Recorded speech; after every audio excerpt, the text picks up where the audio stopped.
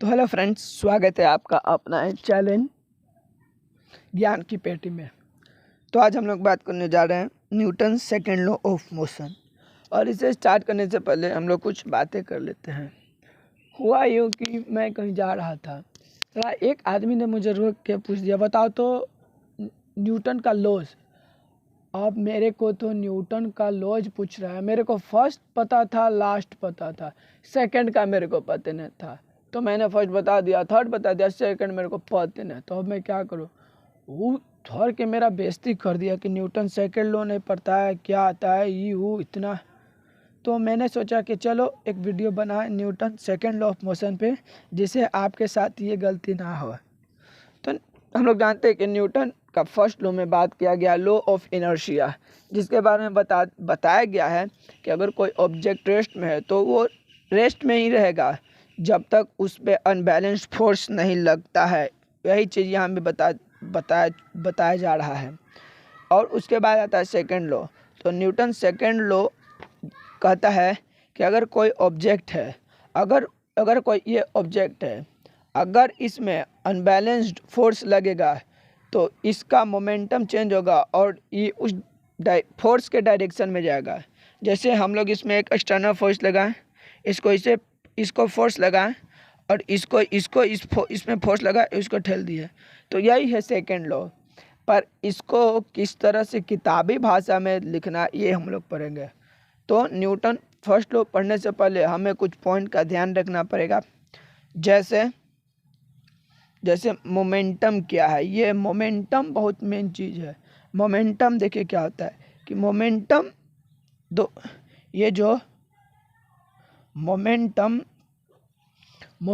क्या होता है।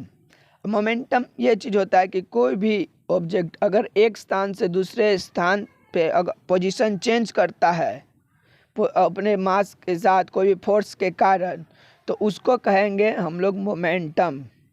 तो मोमेंटम P से डिनोट किया जाता है और उसका फॉर्मूला मोमेंटम का होता है P = मास इंटू वेलोसिटी। मतलब मास और वेलोसिटी एक ऑब्जेक्ट का है। अब उसमें जितना फोर्स लगाएंगे उतना ही उसका मोमेंटम होगा, जितना कम फोर्स लगाएंगे उतना ही उसका कम मोमेंटम होगा। तो न्यूटन सेकंड लॉ का आप स्टेटमेंट देखते हैं क्या कहता है। न्यूटन सेकंड लॉ का स्टेटमेंट कहता है कि यहाँ पे देखिए, the second law of motion state that the rate of change of momentum of an object is proportional to the applied unbalanced force in the direction of force. अब तो मैंने तो आपको मोमेंटम के बारे में बता दिया। यहाँ पर देखिए, momentum is defined as the product of इस मास एंड वेलोसिटी। मतलब मास और वेलोसिटी का प्रोडक्ट को मोमेंटम कहते हैं। और मोमेंटम के पास डायरेक्शन और मैग्नीट्यूड दोनों होता है। और यह कैसे होता है देखिए, अगर जब भी का बात करें वेलोसिटी, तो वेलोसिटी में तो डायरेक्शन भी होगा, तो इसमें डायरेक्शन। और m का मास जैसे 5 किलोग्राम 10 किलोग्राम ये जो, तो और इसका मैग्नीट्यूड, और फिर वेलोसिटी का भी मैग्नीट्यूड 2 मीटर पर सेकेंड 3 मीटर पर सेकेंड, तो इसमें मैग्नीट्यूड भी आया। तो इसमें क्या आया, momentum has both direction and magnitude. अब बात करते हैं तो न्यूटन सेकंड लॉ के बारे में। तो ये बोल रहा है the second law of motion state that the rate of change of momentum, मतलब जो मोमेंटम में चेंज होगा वो डायरेक्टली प्रोपोर्शनल होगा फोर्स के। मतलब डायरेक्टली प्रोपोर्शनल होगा फोर्स के। मतलब देखिए रेट ऑफ, देखिए चेंज ऑफ मोमेंटम बोल रहा है, तो जो मोमेंटम है इस अगर इट डायरेक्टली प्रोपोर्शनल है फोर्स के, अगर जितना अधिक फोर्स लगेंगे उतने अधिक मोमेंटम जाएगा, because it is directly proportional. और जितना कम फोर्स लगेंगे उतने कम मोमेंटम होगा। ये तो समझ गए। अब क्या बोल रहा है कि directly proportional to the applied unbalanced force, और वो फोर्स बैलेंस नहीं होना चाहिए, अनबैलेंस होना चाहिए। और जब मोमेंटम होगा तो मोमेंटम में तो डायरेक्शन भी आता है, तो डायरेक्शन किस होगा, उसी डायरेक्शन में होगा जिस डायरेक्शन में फोर्स अप्लाइड होगा। जैसे कि देखिए ये एक मेरा ऑब्जेक्ट है, ये एक मेरा ऑब्जेक्ट है और ये अभी रेस्ट में है।